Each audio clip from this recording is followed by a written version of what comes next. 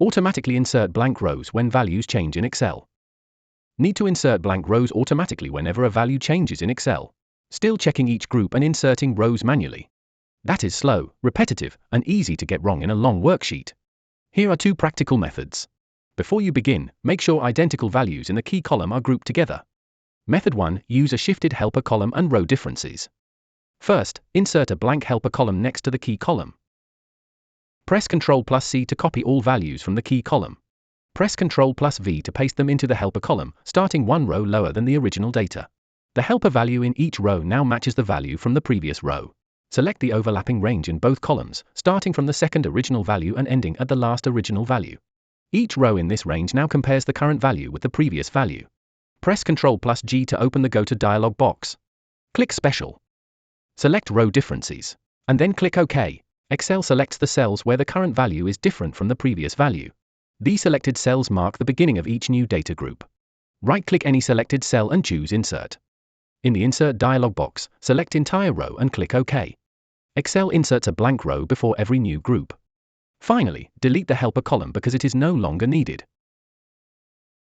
This method works without an add-in, but the setup must be precise.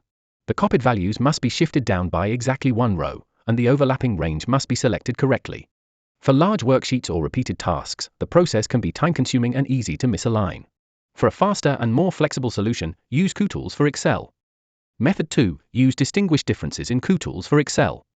First, download and install Kutools for Excel, and then open the workbook containing your data. Go to the Kutools tab. Click Format. And select Distinguished Differences.